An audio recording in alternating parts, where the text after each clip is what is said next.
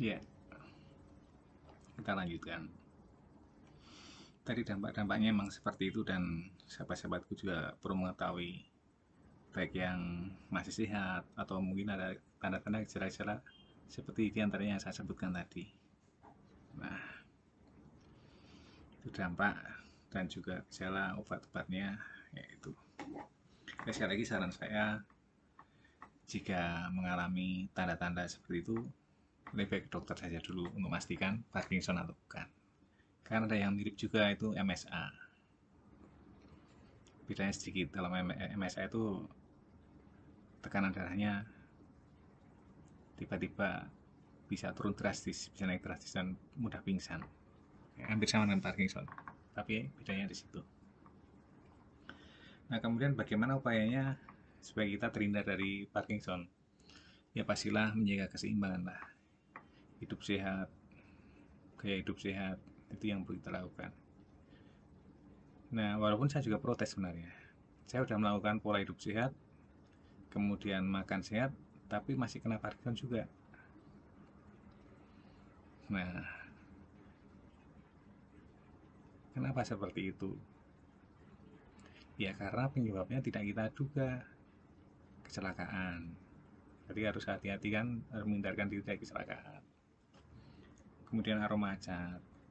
Ya, kalau sedang renovasi ya pindah tempat dulu, jangan nekat. Sambil renovasi tetap tinggal di situ. Dapatnya bisa Parkinson karena aroma cat itu memicu Parkinson. Kemudian yang tidak bisa terhindarkan, kalau itu memang gen ya, keturunan, itu hanya Tuhan yang tahu lah. Kita nggak akan bisa terhindar dari itu kalau memang kita punya keturunan seperti itu. Olahraga, ya seimbang lah antara bekerja, olahraga, dan bersosialisasi. Hubungan vertikal dan horizontalnya juga harus tetap kita jaga. Ya semuanya perlu kita syukuri, baik itu rezeki, kesehatan, ataupun apa yang bisa kita lakukan supaya anugerah dari Tuhan. Dan kita mencoba untuk mencegah, menghindarkan diri dari hal yang menjadi penyebabnya. Ya sebagai contoh saja, eh, pola berimbang. Jadi dasarnya dalam seminggu itu harus ada olahraga paling tidak satu harinya. Sabtu atau Minggu yang senang sepedaan ya sepeda, yang bisa jogging ya jogging, yang senang yoga ya yoga. Kita ikuti aja lah apa yang bisa kita lakukan dan yang murah dan terjangkau oleh kita masing-masing. Tapi tidak usah over. Nah, semuanya kalau over itu tidak bagus. Ya, makan makanan juga demikian. Kalau usianya sudah 40 ke atas ya kurangilah yang mengandung banyak kolesterol, jeruan-jeruan.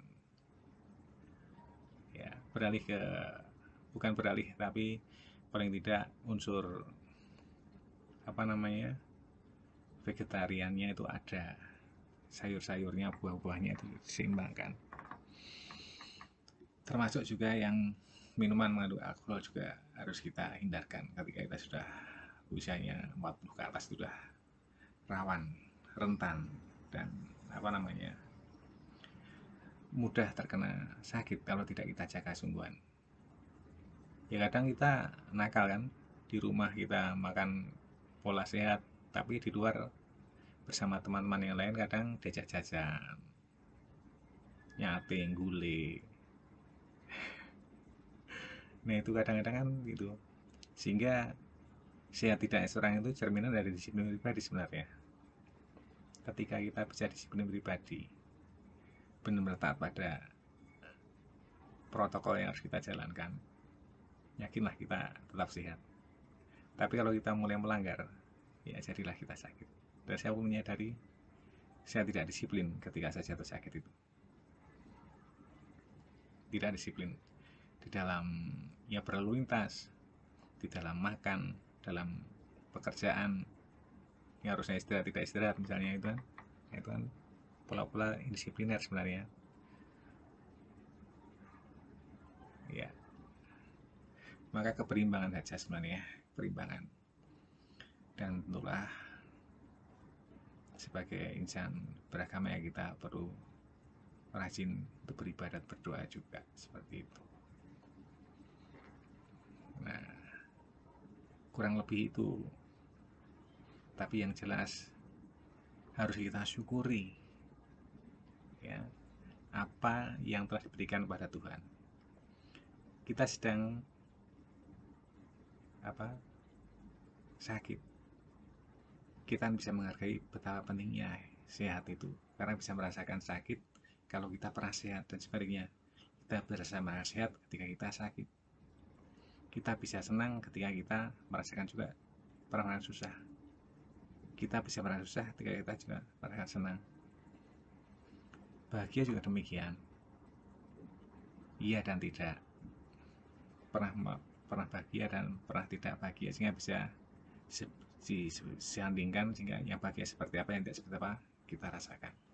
Tapi yang jelas kita harus mensyukuri apa yang sudah diberikan Tuhan kepada kita melalui apapun, apalagi melalui kebaikan sahabat-sahabat kita di lingkungan, di masyarakat, di RT RW, teman pekerjaan. Sebenarnya itu adalah campur tangan Tuhan dalam hidup kita. Maka tidaklah lupa kita berdoa, bersyukur, menyandarkan hidup kita, percayakan kepada Tuhan, seperti itu. Doa, usaha itu harus berjalan beriringan. Demikian sahabat-sahabatku terkait dengan sharing apa itu Parkinson, sampai dengan apa yang kita lakukan. Yang kita lakukan ya seperti mencegah dan menanggulangi sakit-sakit yang lain. Pola hidup seimbang, berimbang, pola hidup sehat, gaya hidup yang sehat juga, seperti itu. Ya bagi teman-teman yang masih di bawah umur 40, ya tetap harus waspada.